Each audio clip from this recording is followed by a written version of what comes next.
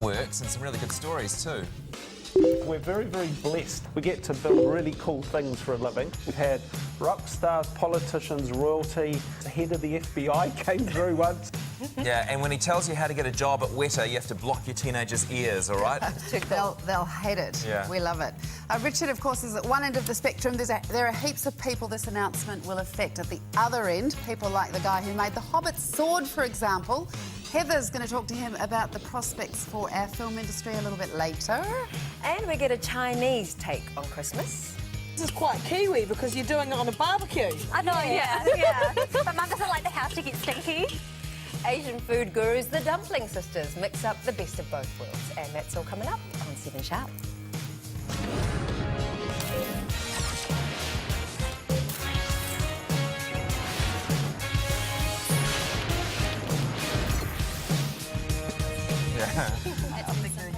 Hi, so New Zealand meet Rose. Hello. Rose meet New Zealand. If you know her face, but you're not quite sure where it's from, here's a little refresher for you. Okay, do you know who I am? It all began with the Power Rangers, and even then, Rose McIver knew what she wanted. I want caviar, truffles, red carpet. Red carpet it was, from Summer Lansdowne to the lovely Bones. A red carpet welcome to the world stage. There's been a doomed romance on the hit TV special Tangiwai, a love story. You're the first person I ever needed. And her latest big role proves that the girl from Titirangi really has been sprinkled with fairy dust. My name isn't Green, it's Tinkerbell.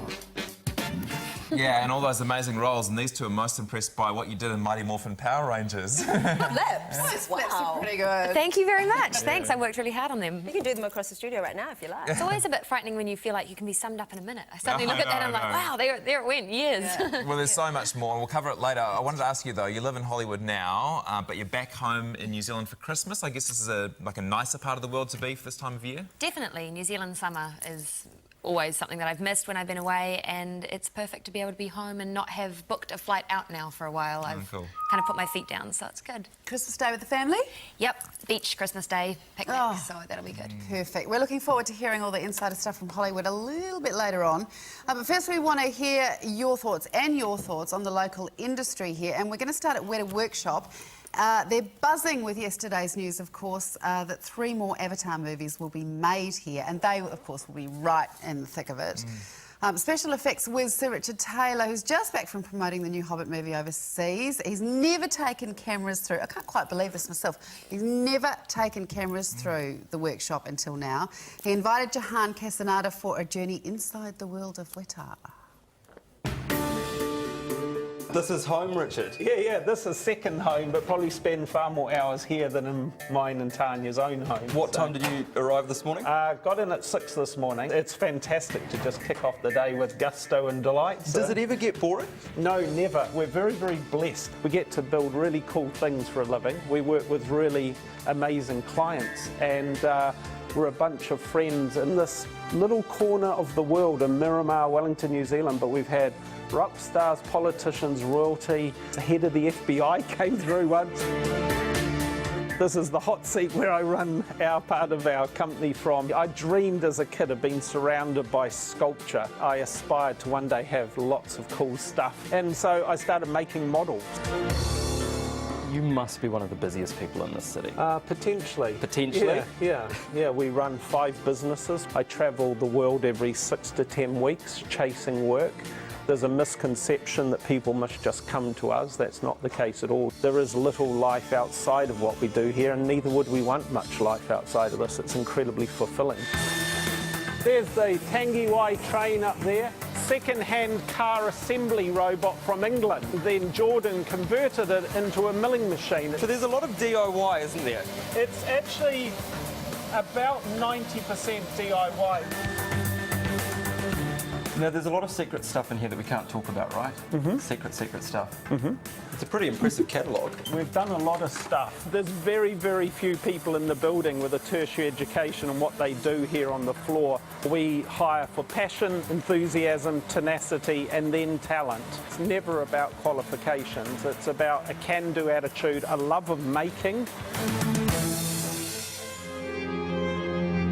I call it blue sky dreaming. I love the ability to just dream of what can be. What would it be like to actually spend a day inside your head?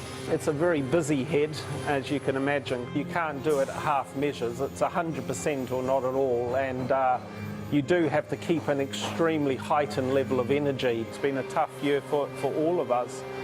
It fluctuates. It's a crazy roller coaster we're all on. Do you think that's taken a toll on you? Oh, of course, yeah, it does on anyone. We live a modest life outside of our life here. Yeah, my hobby is driving miniature steam engines. How cool is that? Are you surprised at where you've ended up?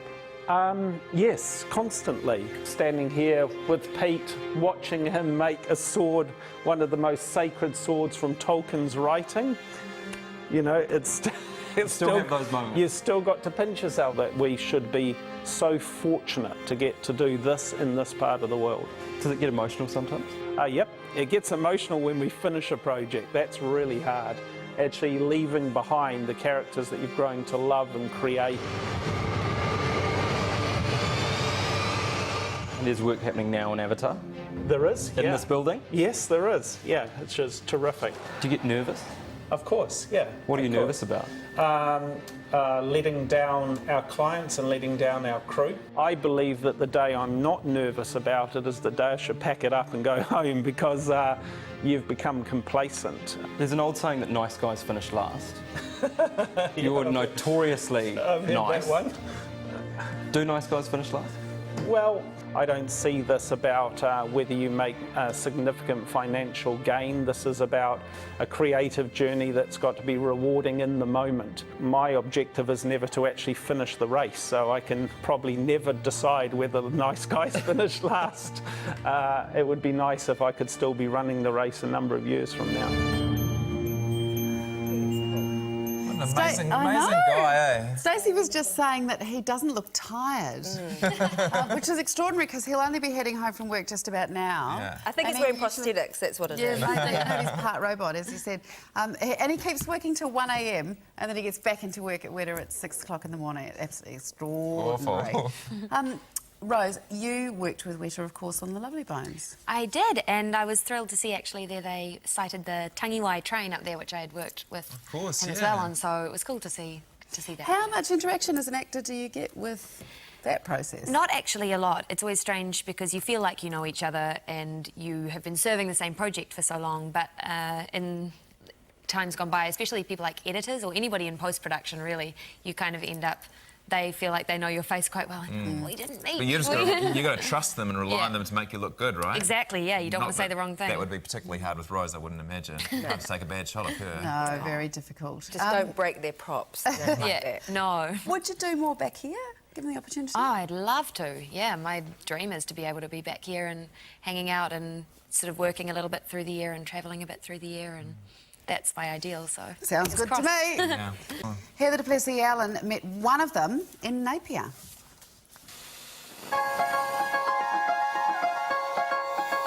A few years back, Steve's knife-making business wasn't making enough money. Yes, always in trouble with the bank. Right, so who isn't really, but we always are. Then the Hobbit films and their big paychecks saved him. He made all the film's cutlery. All the knives and the forks and the spoons and the servery gear and the carving knives and all that sort of stuff. So Steve's a big fan of the government giving some of Hollywood's money back. We simply have to. We never had the money. The money was never here. Steve reckons we should look at Hollywood's investment like a big piece of fruit. That big fruit of money then is literally dropped into New Zealand.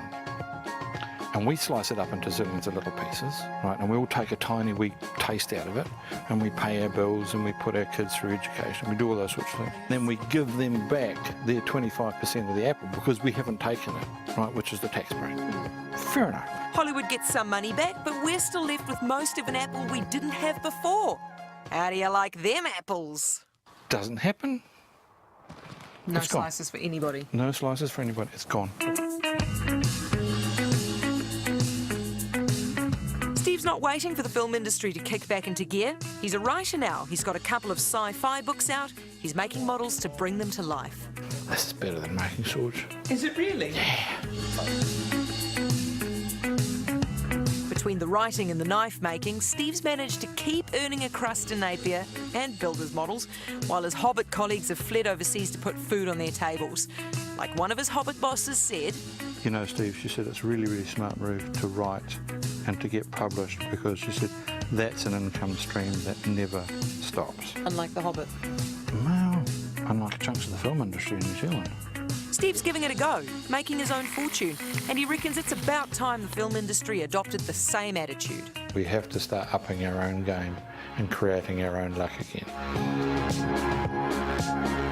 You're not going to miss The Hobbit, are you? Not at the moment. The money was good. Money was great. There haven't been many naysayers when it comes to this agreement. Not even the opposition. Even most of Labor are saying good stuff. Just could have come a little bit earlier, but that's about it. Yeah. I think people probably have just seen the common sense of it, or that's what seems to have happened. Jahan Casanada, of course, asked Richard Taylor directly what he thinks of the agreement, the announcement yesterday. This is what he said. Whenever I'm overseas, which is frequently, almost without fault, the first question is, so what's the incentives in your country? It's irrelevant whether the director wants to film here, it's whether the studio will support their desire to film here relative to the cost. If they can get a better incentive in Ireland or one of the states of the US or South Africa, that's where they'll go.